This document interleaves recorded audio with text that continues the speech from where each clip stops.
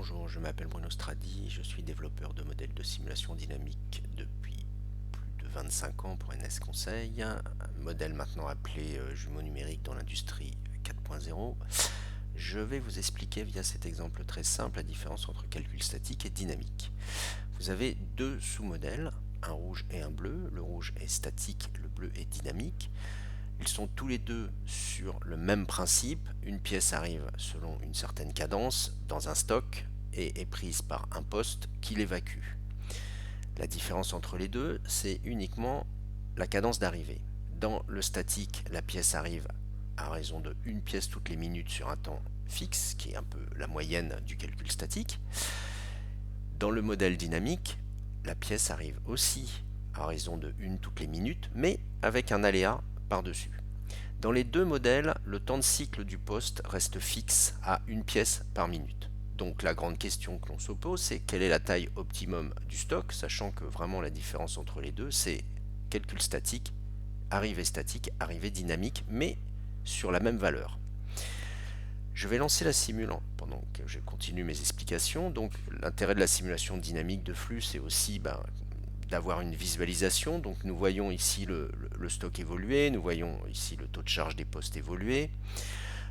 Le calcul statique est facile, hein. Le stock est à 0 puisque une pièce par minute arrive, une pièce par minute dans le poste, hop, c'est 0. D'ailleurs, nous le voyons bien dans le tracé qui est à 1 parce que la pièce traverse.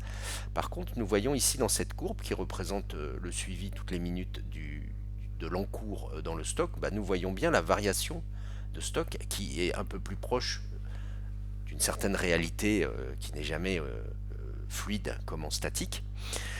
Et la question c'est à quel moment nous approchons d'un stock, de valeurs de stock qui peuvent être exploitables. Nous voyons ici le stock moyen, nous voyons le stock maxi. Ce qui peut être intéressant, c'est de connaître un petit peu la densité de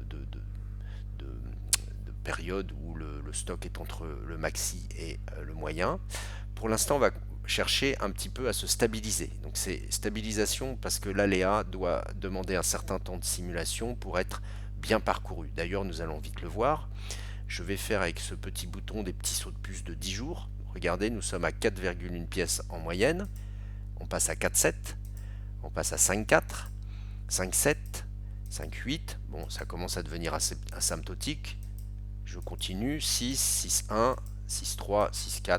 Ici, là, c'est un petit peu plus, j'ai mis un digit de plus. Voilà, bon, si je continue, je vais stabiliser autour de 6,1 pièces.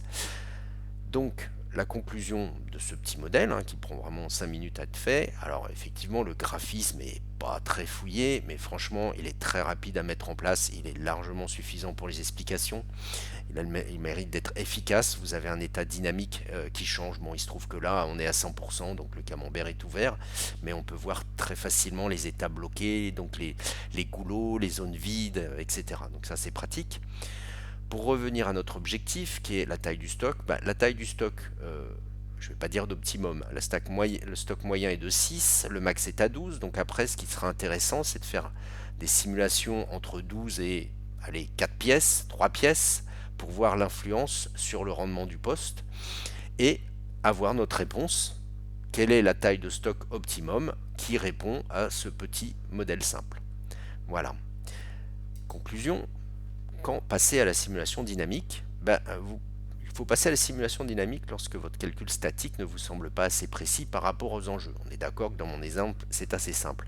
Bien que on passe de 0 en statique à 6 pièces en stock en dynamique. Donc il y a quand même un écart important.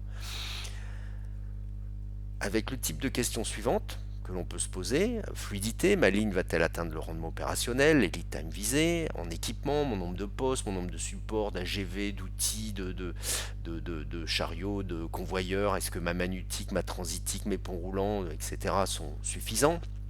Aussi au niveau personnel, est-ce que mes équipes, mes horaires sont corrects? On peut aussi gérer les compétences, des choses comme ça. Les stocks, mes tailles de stock sont-elles suffisantes? Toujours pareil, pour atteindre l'objectif visé.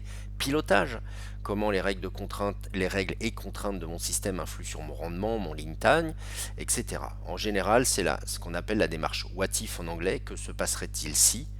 Donc le jumeau numérique de votre installation doit vous aider dans vos décisions de dimensionnement et d'organisation avec la fameuse question que se passerait-il si? Voilà, j'ai terminé, j'espère que j'ai été clair. N'hésitez pas à me contacter sur nsconseil.fr. Bonne journée.